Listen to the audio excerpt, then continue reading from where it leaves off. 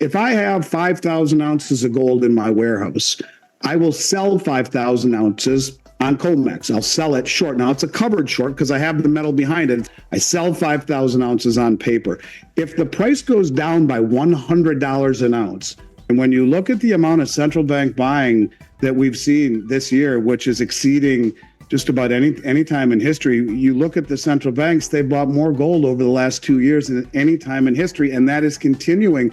Same thing with silver. We just got numbers that, as an example, that India bought 60 million ounces of silver in October and another 20 million ounces in November on top of 304 million ounces in 2022. And these stars are all lining up perfectly. You see massive central bank buying at the same time that they're selling and not rolling over their treasuries. There is a shift being made by the most powerful people in the world coinciding with these events. And, I have felt for a very long time that it's been the suppression of the Western market that has enabled the large central banks to reposition using the leverage, the suppressed leverage of the West against us.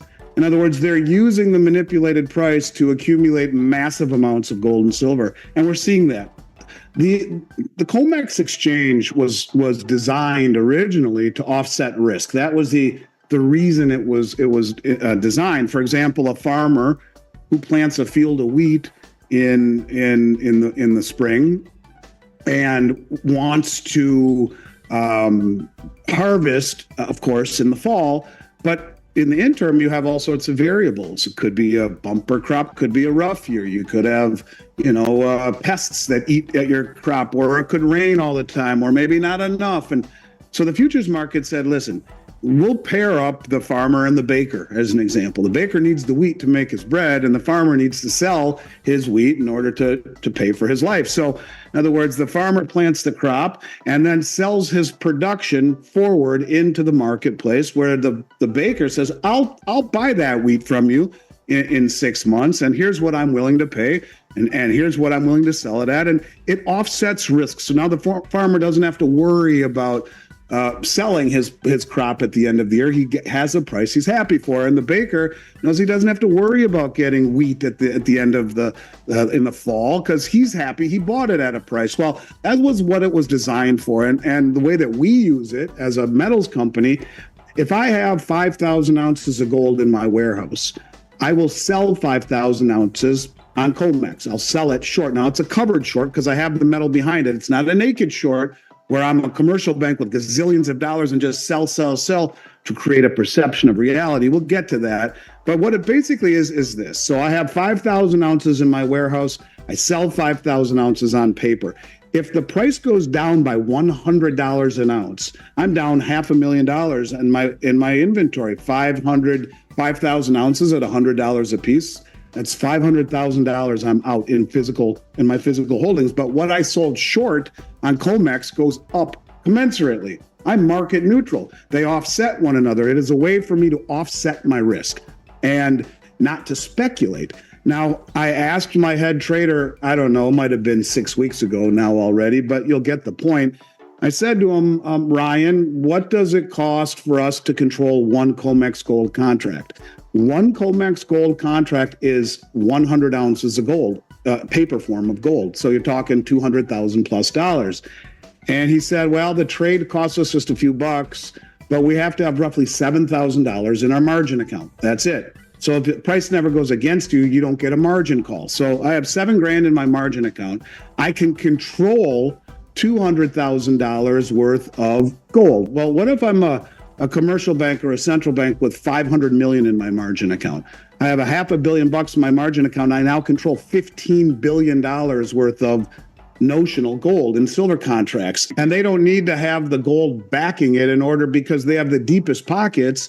And they also know where all the pain points are. They're the ones that sell the options largely. So they know where everyone is positioned. They know where they're going to get people to capitulate. So what they can do is they can paint the tape, as it's called. They can control the narrative by buying up through resistance levels, triggering buy orders, or selling down through resistance levels, triggering sell orders, which begets more selling or begets more buying. And so it's a corrupt system. It is one that is over leveraged in this case by about 35 times and rehypothecated, which means everyone who has a contract, it represents 100 ounces of gold, or in silver, 5,000 ounces of silver.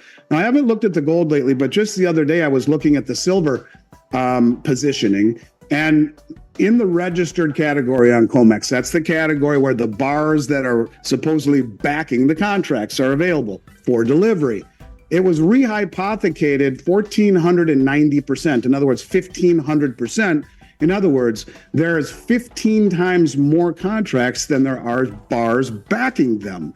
Yeah, so, you have these commercial banks with, literally millions and millions and millions of dollars worth of short positions in gold and silver, meaning they're selling, driving the price down. When you short something, you do it with the anticipation and the duty to pay it back, but you are anticipating paying it back at a lower price. So these big banks can short the price and they'll drive the price down, and then they can cover those shorts at a later date at a lower price. That's the anticipation when you sell short. When you go long, you anticipate the price going much higher. So in other words, you have all of these banks that are naked shorting. They're selling short into the market metal that they do not have, and they anticipate really never having to deliver it, but to cash settle. Well, if all of a sudden the price starts to go much, much higher, you have to get this metal somehow in order to put it back into the system or cash settle it. But the point is that as the price goes higher and higher and higher and higher, it forces people into the market. Now, if you say, I want to stand for delivery, where are you going to get that metal when no one wants to sell it as the price is spiking? And you have to go outside the system to find it, or wherever you're going to find it, it's going to cost you an arm and a leg. It can bankrupt you like that. And that's actually what bankrupted Bear Stearns in 2008. And that was admitted by the former CFTC commissioner, Bart Chilton, who admitted it on a podcast with Chris Marcus and then died a few days later. Coincidence? Not sure, but it was the only time he ever admitted the whole story about JP Morgan and their role in taking over Bear Stearns' short position.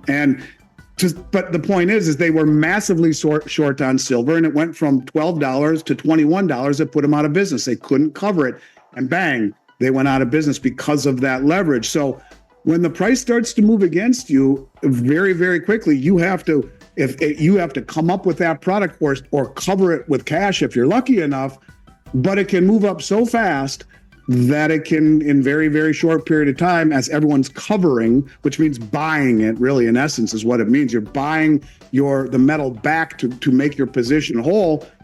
That act of buying and buying and buying and buying and buying on top of other people who are buying, it'll jack the price up so fast that those short positions get squeezed and very quickly can run out of money and out of business.